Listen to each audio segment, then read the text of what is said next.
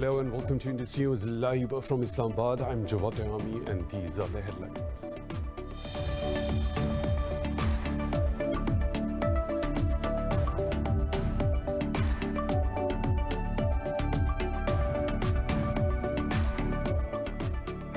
In Pakistan, at least 6 soldiers have been martyred when an improvised explosive device hit their convoy in the North Waziristan district. The military's media wing said Captain Umar Farooq was among those martyred.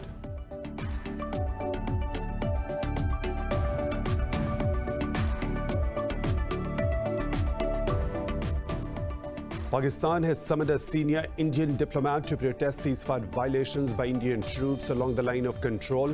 The summoning comes a day after 2 people were wounded by unprovoked Indian fighting in the Jandar Road sector. It said 19 people have been martyred and 197 wounded in over 2,500 ceasefire violations by India this year so far.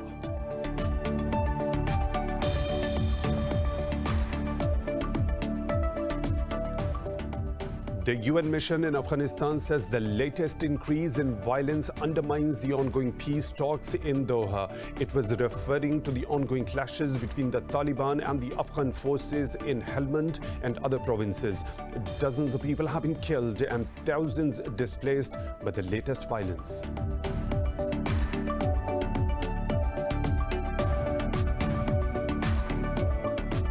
Azerbaijan says 3 civilians have been killed and 5 others wounded in Armenia's attack on Tatar city. Foreign Policy Affairs head Hikmat Hajiyev said Azerbaijan reserves the right to protect its civilians. Earlier, Russia and Turkey called on both the sides to observe the ceasefire in the Nagorno-Karabakh region. Nearly 600 people have been killed in the conflict since it broke out on the 27th of September.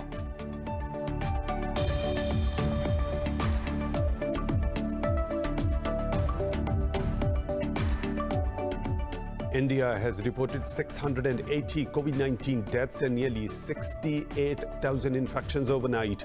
India's death toll has surpassed 111,000 with a caseload crossing 7.3 million. In Pakistan, 13 people have died of the coronavirus overnight, taking the toll to 6,614. Globally, COVID-19 has claimed more than 1,092,000 lives and infected over 38.4 million people so far. Those were the headlines and detailed stories right after a short break. Stay tuned.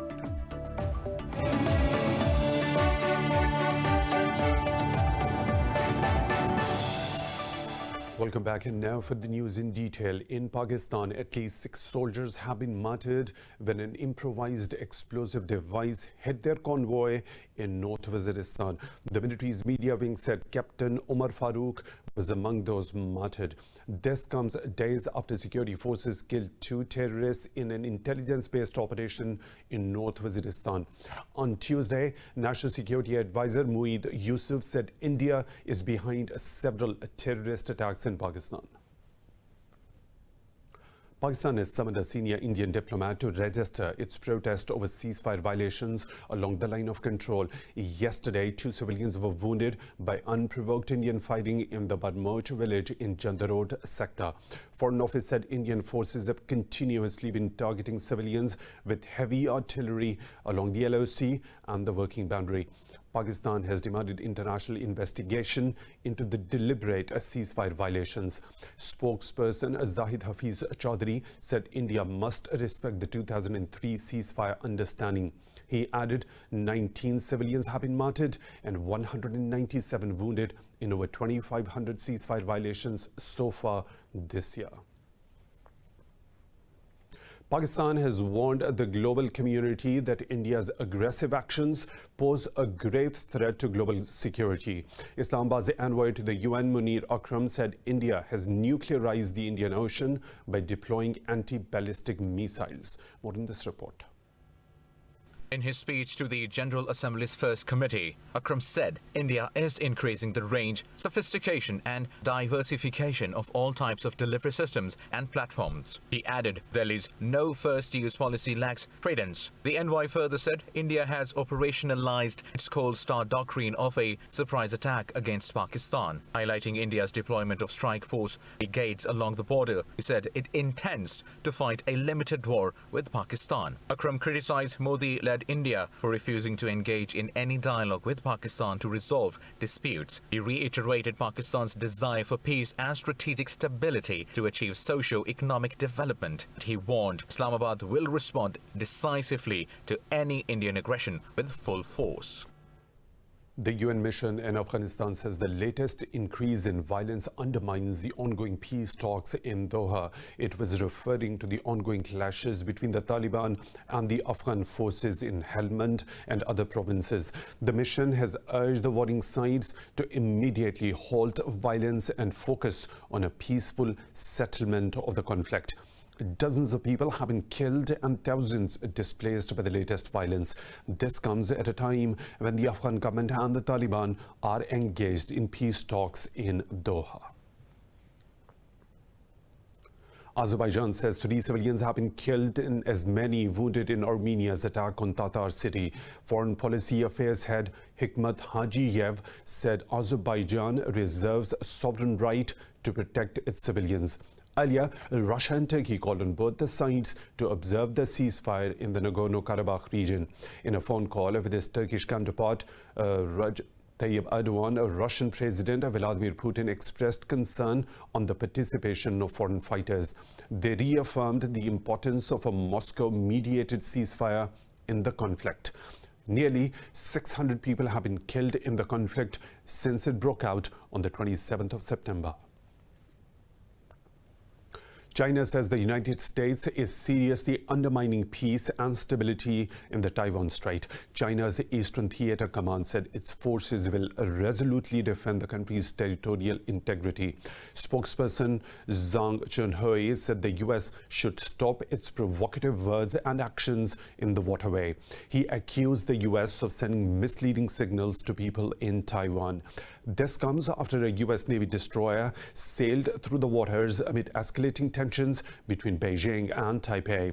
Washington called it a routine Taiwan Strait transit, while Taiwan's defense ministry said the USS Berry sailed in a northerly direction and the situation is normal. China has warned of countermeasures for U.S. sanctions, warning to banks over Hong Kong. Earlier, Washington threatened financial institutions of curbs over what it called undermining Hong Kong's autonomy. At a news briefing, Chinese Foreign Ministry spokesperson said the U.S. must correct its mistakes. He called for Washington to stop interfering in China's internal matters.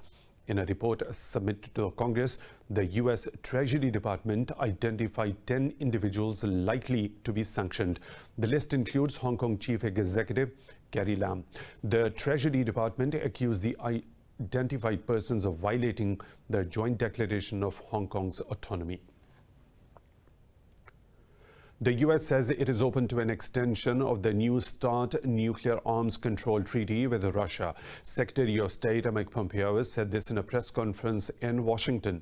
He said the U.S. welcomes the opportunity to complete an agreement based on understandings over the last weeks. Pompeo added that Washington hopes the Chinese Communist Party will join the talks as well. This comes after Russia denied U.S. claims that a deal to extend the treaty has been reached in principle. The 2011 treaty is due to expire on the 5th of February 2021. The pact between the two countries imposed curbs on growth of the world's two largest nuclear arsenals.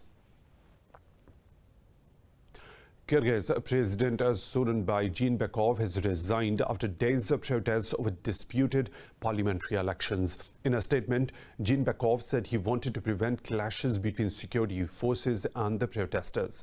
The president said he feared violence might break out if the protesters carry out a threat to march on his compound.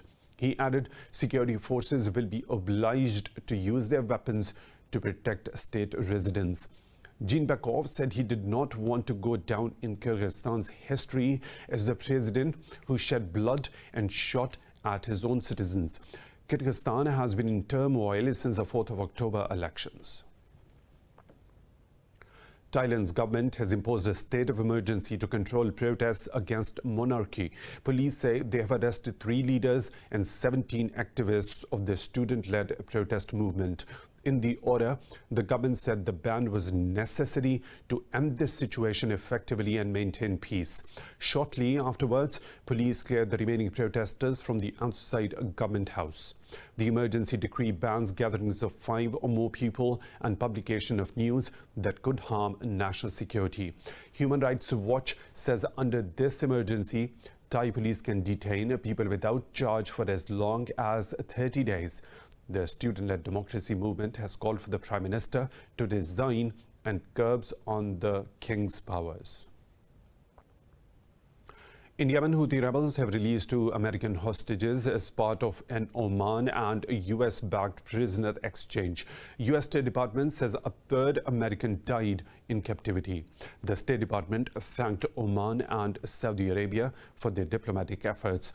A deputy assistant to US President Kash Patel said humanitarian worker Sandra Lolly was held for 3 years, while Mikhail Jiddada for 1 year. In a tweet, Houthi spokesperson said 240 Yemenis have returned to the Yemeni capital in exchange. Meanwhile, Yemeni army claims it has killed 2 senior Houthi commanders in Al-Hudaydah province. A Yemeni army spokesperson stated the commanders were killed in a retaliatory fire during their attack on army positions. The Houthis have not yet commented on the army's claim. Human Rights Watch says Russian and Syrian airstrikes on rebel-held Idlib amount to war crimes. The watchdog says it investigated dozens of unlawful air and ground strikes on civilian targets in the region around Idlib. The rights group said hundreds were killed in those airstrikes and over 1.4 million people displaced. The organization's global head, Kenneth Roth, said the 2 deliberately hit hospitals, schools and residential areas. In an interview, Roth said the aim of the 11-month military campaign was to drive out civilians to recapture the Syrian territory. Moscow and Damascus have repeatedly denied the accusations of indiscriminate bombing of civilians. However, the rights body said it has received no response to a summary of findings and questions it sent to both the governments. It's time for a short break. We'll be back with more stories. Stay tuned.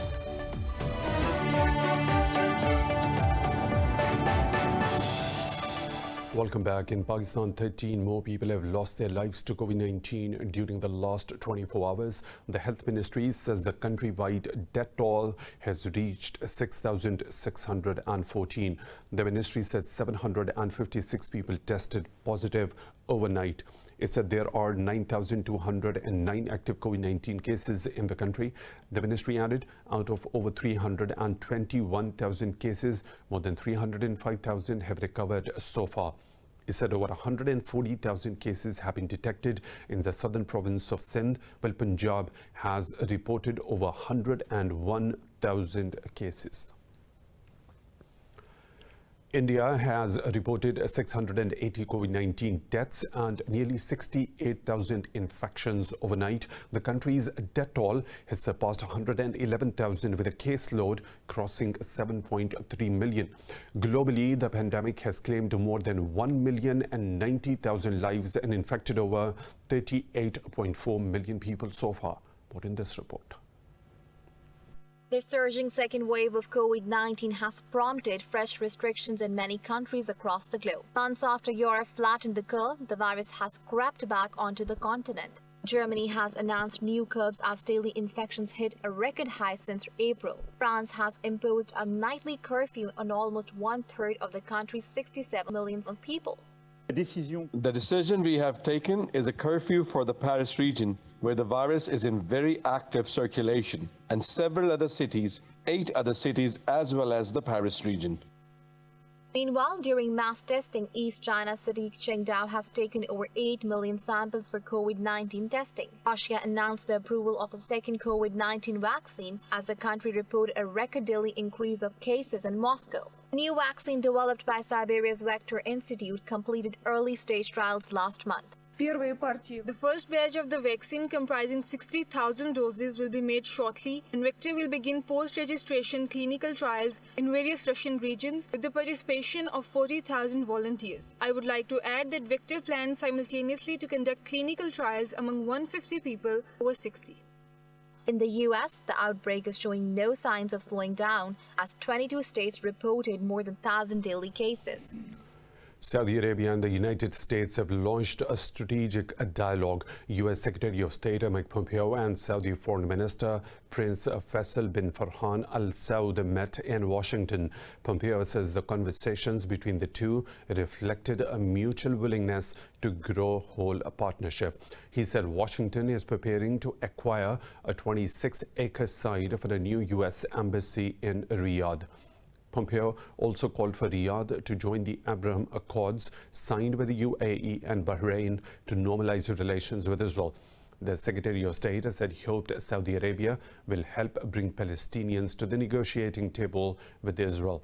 For his part, Al Saud said the agenda of the strategic dialogue is to promote regional stability and countering common threats. He said Riyadh looks forward to a comprehensive political solution in Yemen as well as to address the humanitarian situation. European leaders are meeting today to re-examine the post-Brexit talks under pressure from the UK's Prime Minister Boris Johnson.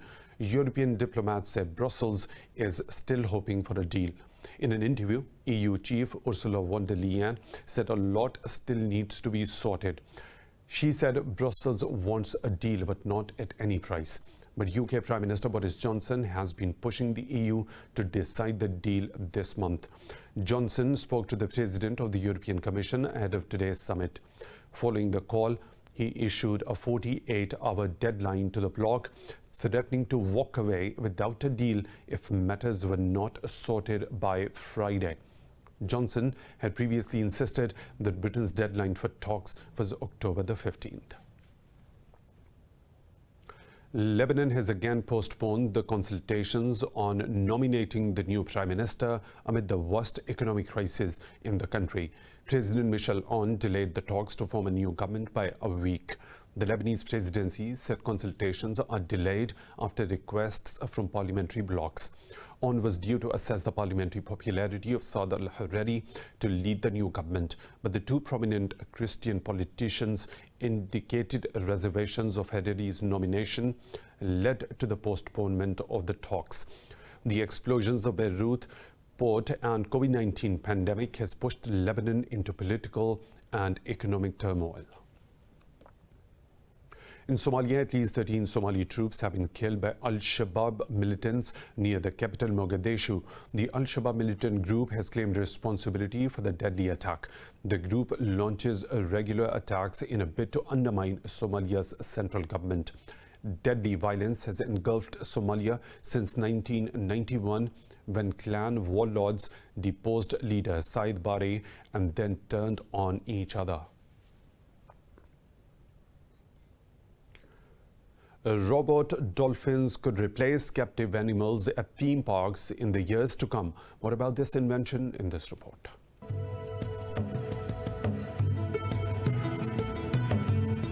Age Innovations, the U.S. company behind animatronics used for Hollywood blockbusters like Free Willy, Deep Blue Sea and The Abyss, is hoping its technology will transform marine parks in China. It is providing an alternative to live animals captured, bred, trained and held in captivity.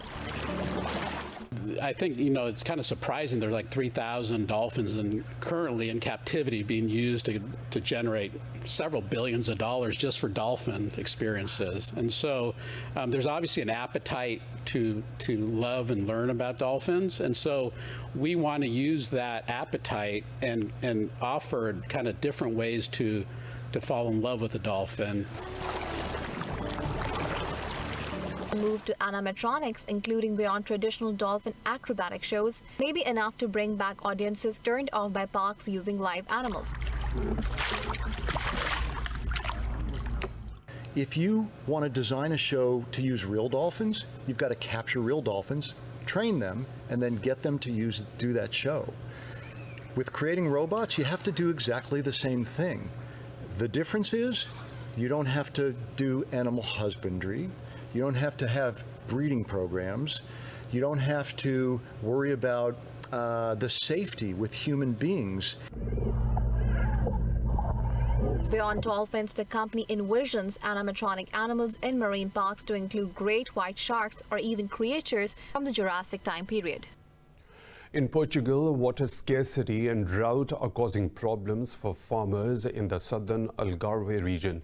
They say an avocado production boom in recent years is to be blamed for the shortage of water. A British farmer who recently moved to Portugal is facing the similar problems. This report has more.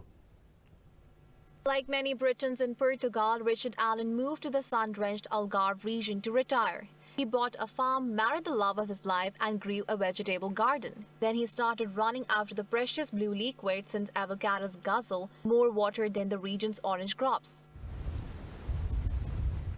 I'm sure that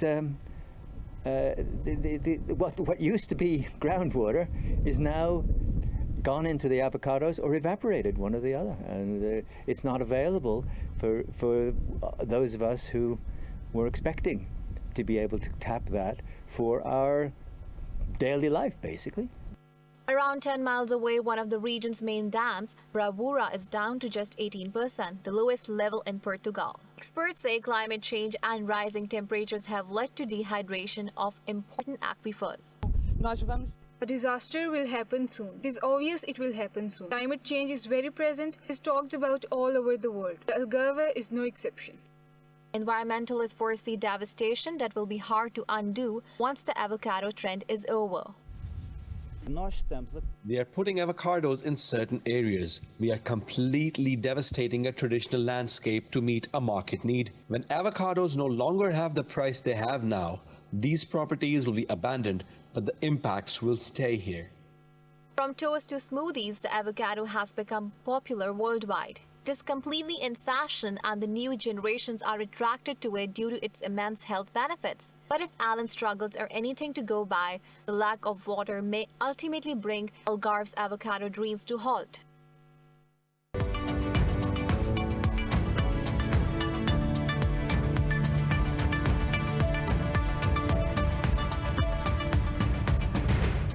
Pakistan has called for greater cooperation to fight COVID-19 pandemic, including debt suspension for developing countries. Foreign Minister Shah Mahmood Qureshi said this while addressing the virtual Commonwealth Foreign Affairs Ministers meeting.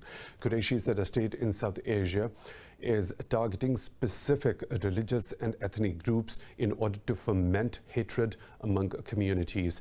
The foreign minister called on the Commonwealth to launch a dialogue for sustained economic recovery. He said Pakistan's policy of tech-driven smart lockdown has yielded positive results and others should learn from it. Qureshi invited the Commonwealth to support Prime Minister Imran Khan's call for a free vaccine. He said Pakistan remains committed to addressing the issue of climate change. European stocks have tumbled as hopes fade that a U.S. stimulus package will be agreed before the November election. Investors are also worried over the new restrictions across Europe due to a surge in COVID-19 cases. Frankfurt's DAX plummeted nearly 3%. The pan-European stock 600 shed over 2%, with travel and leisure stocks falling over 3%. London's FTSE plunged over 2%, while Italy's FTSE MIB dived almost 2.5%. In Paris, the CAC 40 slipped over 2%. All Asian stocks also fell, with the exception of the ASX 200 in Australia. And that is all for now. For the latest updates, you can follow us on social media at Indus News.